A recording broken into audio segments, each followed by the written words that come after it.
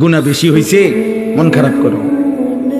গুনাহ অনেক বেশি বাবা, বান্দা মন খারাপ করো না। আমি আছি না, আমার কাছে আইসো, গুনাহ যেই পরিমাণ হোক আমার থেকে হতাশ হইও না, আমি সব মাফ করে দেব।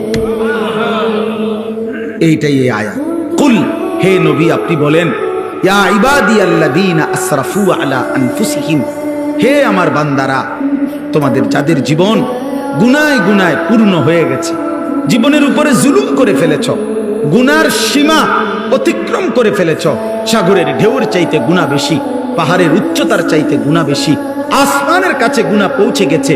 আল্লাহ বলেন, লা তাকনাতু মির রাহমাতিল্লাহ, আমি আল্লাহর রহমত থেকে নিরাশ হইও না। ইন্নাল্লাহা ইয়াগফিরুয যুনুবা জামিআ, নিশ্চয়ই তোমার আল্লাহ সব গুনাহ মাফ করে দিবে। ইন্নাহু হুয়াল গফুরুর রহিম, নিশ্চয়ই আল্লাহ ক্ষমাশীল দয়াবান। তাহলে কে মাফ করবে? কি পরিমাণ মাফ করবে? অর্ধেক, 80 ভাগ, কত ভাগ? 100 ভাগ, সব মাফ। আল্লাহ বলছে বান্দা সব মাফ করে দেব, সব। কারো কাছে যাইও না, আমার কাছে আসো। এখন শর্ত হইল, প্রশ্ন হইল, মালিক কি করতে হবে আমাকে? যদি মাফ নিতে হয় আমার করণীয় কি? তো আল্লাহ বলেন 3টা কাজ। কয়টা? 1, ওয়া আনিবু ইলা রাব্বিকুম, তোমরা তোমাদের রব আল্লাহর নিকটে তওবা করো। কি করো? এই আনিবু মানে ইনাবাত, মানে তওবা, রুজু, তোমাদের রবের কাছে ফিরো, তওবা করো। তওবা কিভাবে করে? 3 ভাবে। কয় ভাবে? 1, আপনি এই 3 জিনিস একসাথ করলে তওবা হয়। মনে রাখবেন, 1 নাম্বার কলিজা দিয়া, দিল থেকে। মনে রাখবেন আপনার কলিজার শেষ অংশটাও, দিলের শেষ শব্দ আল্লাহ শুনে, তাহলে অন্তর দিয়ে আপনাকে প্রথম বলতে হবে, আল্লাহ আমি সমস্ত গুনাহ ছেড়ে দিলাম। 2, আর করব না, ওয়াদা দিলাম। 3, আমি লজ্জিত মাওলা, আমি মাফ চাইলাম। আল্লাহ বলে, যদি 100 দিল থেকে বাস্তবিক অর্থে গুনাহ ছেড়ে দিয়ে আর করবা না, ওয়াদা দিয়ে মাফ চাইতে পারো, আমি আল্লাহ ওয়াদা দিলাম সব মাফ করে দিলাম। অতএব আমাদের অন্তরের হালাত আল্লাহ জানে কিনা? বলেন না, জানে কিনা? তিনি সব বুঝে কিনা? এই জন্য খামখেয়ালি করলে তো আপনি বিড়ি খাইতে খাইতে আস্তাগফিরুল্লাহ আস্তাগফিরুল্লাহ, কি শুরু হইলো দেশটার মধ্যে? না, কিতা শুরু হয়েছে? বিড়িখানা শুরু হয়েছে।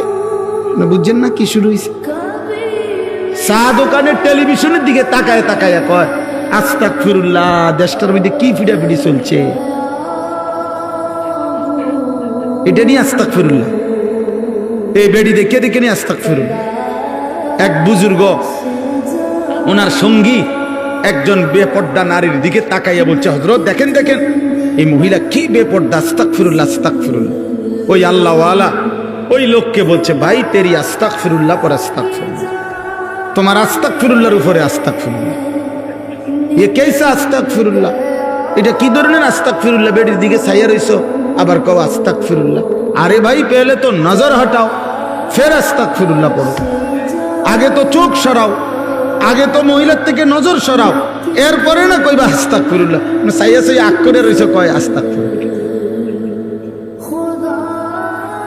এই জন্য আপনার পকেটে সুদের টাকা, আপনার দোকানে মাত্র তুইয়া আইছেন সুদের টাকা, এবার ইমাম সাহেবের লগে ডোলে আস্তাগফিরুল্লাহ রাব্বি, ডোলেন কিতেন, কার লগে মস্কারি করেন? হ্যাঁ, কার লগে কনিডি? ইমাম সাহেবের। হ্যাঁ, ইমাম সাহেব মাফ করে নাকি? গুনাহ মাফ করে ইমাম সাহেব? তো যিনি মাফ করে উনিয়া দোহানে টেহারি দেখছে না, কথা বুঝেন না? যার কাছে মাপ চাইতেছেন উনি কইতারে না যে পকেটে যে টাকা। এই মাত্র যে আপনি সুদের লেনদেন করে আসছেন, হ্যাঁ, আপনার মুখের অন বিড়ির দুর্গন্ধ গেছে না, আপনি কি আস্তাগফিরুল্লাহ করেন? আস্তাগফিরুল্লাহ থেকে তো গন্ধ বাইর হয়। এই জন্য খামখেয়ালি করলে হবে, খালেস কি করতে হবে? তাওবা করতে হবে, খালেস তাওবা। গুনাহ ছেড়ে দিলাম আর করব না, ওয়াদা দিলাম, আমি মাওলা লজ্জিত, মাফ চাইলাম, খোদার কসম আল্লাহ বলবে বান্দা আমি মাফ করে দিলাম।